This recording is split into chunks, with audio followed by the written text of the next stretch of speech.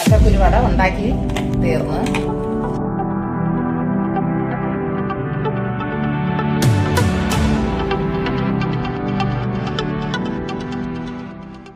മക്കളെ വരി ഗേൾസ് കിച്ചണില് കുറച്ച് ചക്കക്കുരു കൊണ്ട് നമുക്ക് ചക്കക്കുരുവടയാണ് ഞാൻ ഇവിടെ ഉണ്ടാക്കാൻ പോണത്.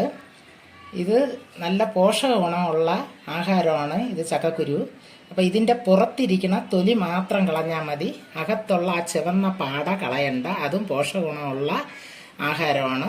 അപ്പം നമുക്ക് ഇതുകൊണ്ടൊരു ചക്കക്കുരു വട ഉണ്ടാക്കാം. എങ്ങനെ ചെയ്യണമെന്ന് നമുക്ക് നോക്കാം. വരി മക്കളെ.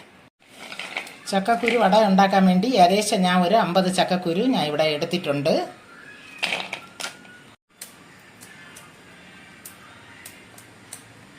ഇതേപോലെ ഓരോ ചക്കക്കുരുകളും നമുക്ക് ഇതേപോലെ തൊലി കളഞ്ഞെടുക്കാം. മതി.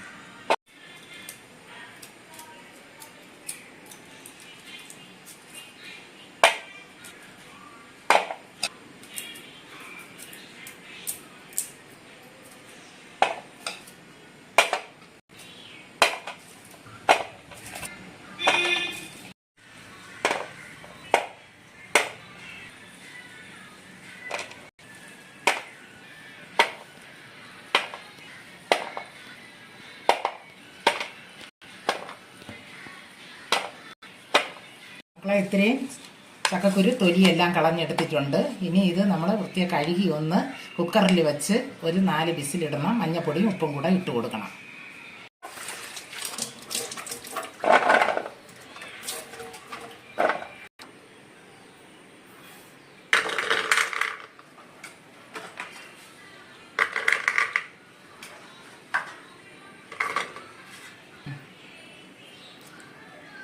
വെള്ളം ഒഴിച്ചു കൊടുക്കാം. 2 ഗ്ലാസ് വെള്ളം ഒഴിച്ചു കൊടുക്കാം വേവാൻ വേണ്ടിയിട്ട്.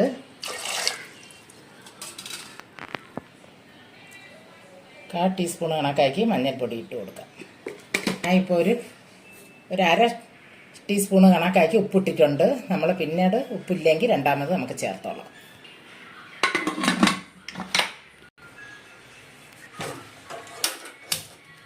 വെച്ച് കൊടുക്കാം. ഒരു 4 വിസിൽ വരട്ടെ. 4 വിസിൽ കുക്കർ വിസിലടങ്ങി. ഇനി നമുക്കിത് ഒന്നെടുക്കാം. ചെറിയ കുക്കറുകൾ വന്ന് 4 വിസിലിൽ വേവൂല. അങ്ങനെയാണെങ്കിൽ നിങ്ങൾ നോക്കിയിട്ട് 1-2 കൂടെ വേണമെങ്കിൽ ഇട്ടോളി. ചില കുക്കർ കറക്റ്റായിട്ട് നമുക്ക് ഓരോ കുക്കറിനും ഓരോ ഇതായിരിക്കും. ഇത് വെന്തിട്ടുണ്ട്.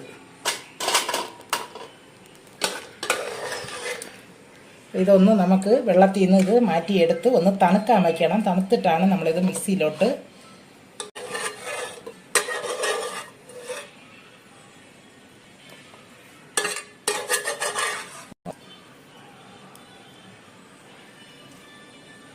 വെന്തിട്ടുണ്ട്. ഇത്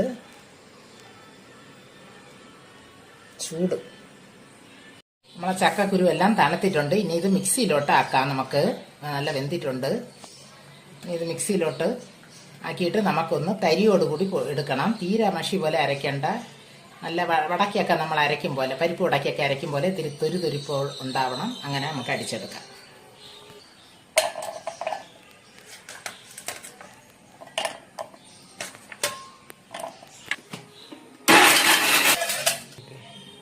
ഇതേപോലെ പൊടിച്ചെടുക്കാം. വെള്ളമൊന്നും ഞാൻ ഒഴിക്കാതെയാണ് ഇതാ പൊടിച്ചെടുത്തിട്ടുള്ളത്. നമുക്ക് കുഴയ്ക്കണ സമയത്ത് ആവശ്യമുണ്ടെങ്കിൽ വെള്ളം ഒഴിക്കാം.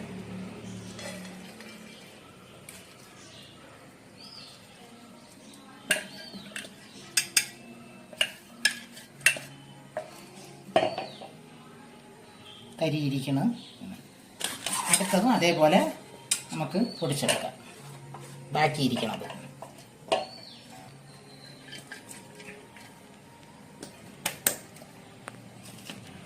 രണ്ട് പ്രാവശ്യമായിട്ട് ചക്കക്കുരു പൊടിച്ചെടുത്തിട്ടുണ്ട്.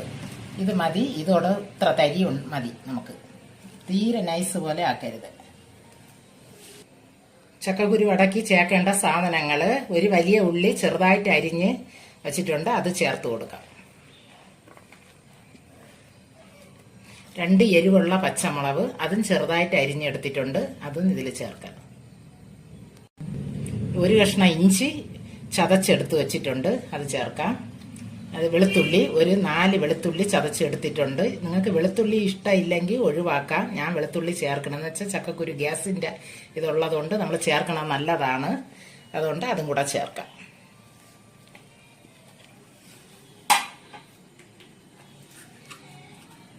ഒരു 1/2 ടീസ്പൂൺ കണക്കാക്കി കായപ്പൊടി ചേർത്ത് കൊടുക്കണം. കായത്തിൻ്റെ മണവും എല്ലാം നല്ലതാണ് കായം ചേർക്കണത്. ചക്കക്കുരുവിന് നല്ലതാണ് കായം. പിന്നെ ആവശ്യത്തിനുള്ള ഉപ്പ് ഞാൻ ഇവിടെ 3/4 ടീസ്പൂൺ കണക്കാക്കി ഉപ്പ് ചേർക്കണം. കുഴച്ചിട്ട് ഉപ്പില്ലെങ്കിൽ രണ്ടാമത് നമുക്ക് ചേർക്കാം. 1 സ്പൂണ് കാശ്മീരി മുളക് പൊടി ചേർക്കാം.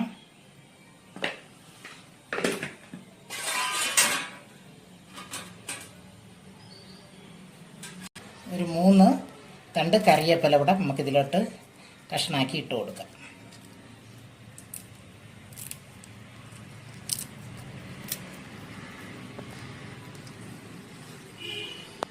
2 സ്പൂണ് അരിപ്പൊടി ചേർക്കാം.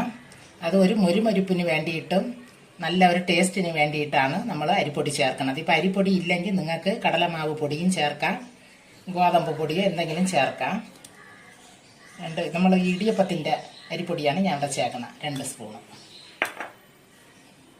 കൈ കൊണ്ടൊന്ന് നമുക്ക് കുഴച്ചെടുക്കാം. ഇനി വെള്ളം ചേർക്കേണ്ടി വരും നമുക്ക്. ചക്കക്കുരു വേവിച്ച വെള്ളം ഇതിലിരിക്കുകയാണ്.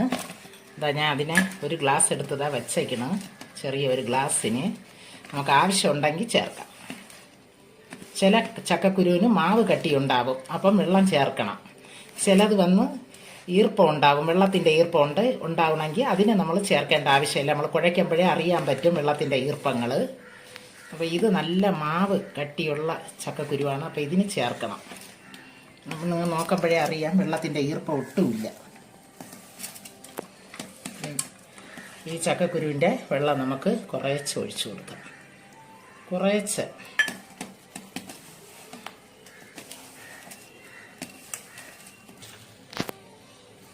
ഒരു 1/2 സ്പൂണ് കണക്കാക്കി നമുക്ക് പെരിഞ്ചീരകവും കൂടെ ചേർക്കാം.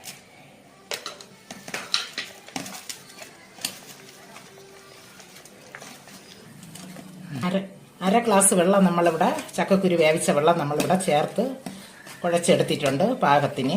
എന്താ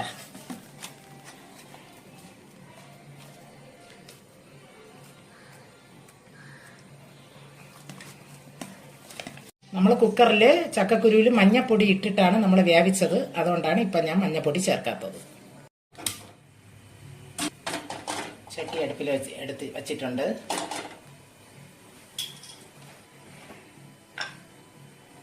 എണ്ണ ഒഴിച്ചു കൊടുക്കാം. ഞാൻ ഇവിടെ സൂര്യകാന്തി എണ്ണയാണ് എടുത്തിട്ടുള്ളത്. നിങ്ങൾക്ക് ഏത് എണ്ണയിൽ വേണമെങ്കിലും പൊരിച്ചെടുക്കാം.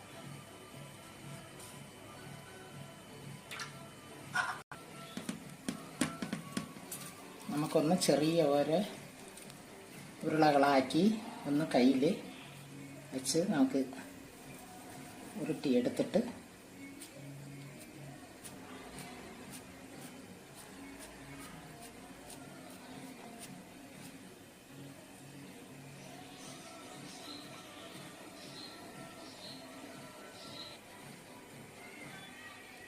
ഇട്ട് കൊടുക്കാം.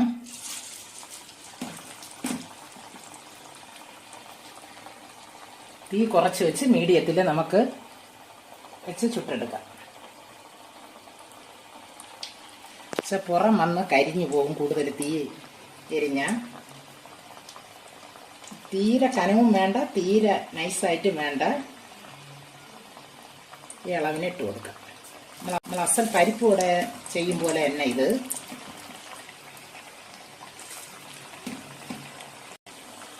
ഞാനിപ്പോൾ ഇവിടെ 4 എണ്ണ ഇട്ടിട്ടുണ്ട്. മറിച്ചിട്ട് കൊടുക്കാം.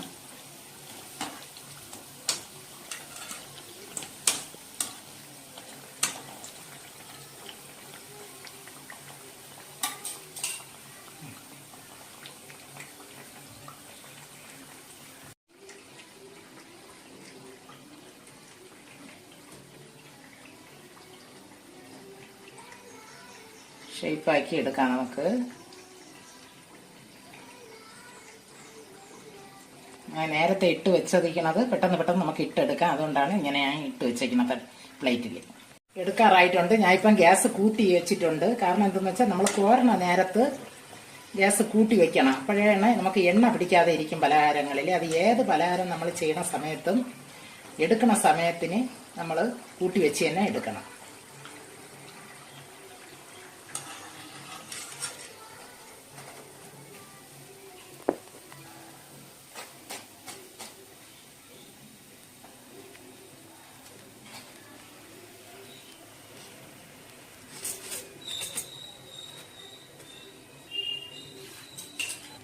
ഒന്ന് നന്നായിട്ട് കൊടുക്കുക.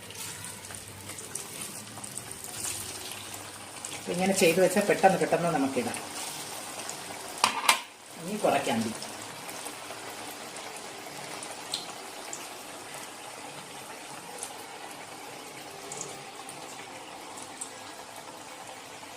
ചക്കക്കുരു വട ഉണ്ടാക്കി തീർന്ന്. ഇത്രയും വട ഉണ്ടായിരുന്നു. 50ഓളം ചക്കക്കുരു എടുത്തെടുത്ത്. തീരെ വലുതായിട്ട് ഞാൻ ഇട്ടില്ല, ഒരു മീഡിയം ഇതിൽ തന്നെ ഇട്ടത്. വലുതുമല്ല ചെറുതുമല്ലാത്ത രീതിയിൽ ഇട്ടിട്ടുണ്ട്.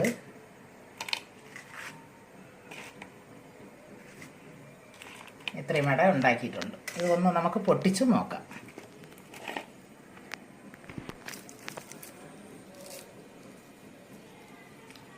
അക നല്ല പഞ്ഞി പോലെയും പുറം നല്ല മുരിഞ്ഞ വടയാണ്.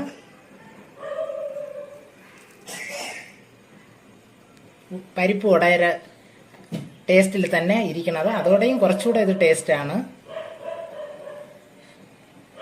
അപ്പം ഇതേപോലെ നിങ്ങളെ വീട്ടിലും ഉണ്ടാക്കി നോക്കണം മക്കളെ. ചക്കക്കുരു കിട്ടിയാൽ വെറുതെ കളയരുതേ. ഇതുകൊണ്ട് നിങ്ങൾ വടയൊക്കെ ഉണ്ടാക്കി കഴിക്കണം. നല്ലൊരു ഗുണമായിട്ടുള്ള ഒരു ആഹാരമാണ് ഇത്. അപ്പം കാളൂസ് കിച്ചണിലെ സബ്സ്ക്രൈബും ചെയ്ത് ലൈക്കും ചെയ്ത് ഷെയറും ചെയ്യണം. ഇനി ഒരു വീഡിയോ ആയിട്ട് വരും. ബൈ മക്കളെ.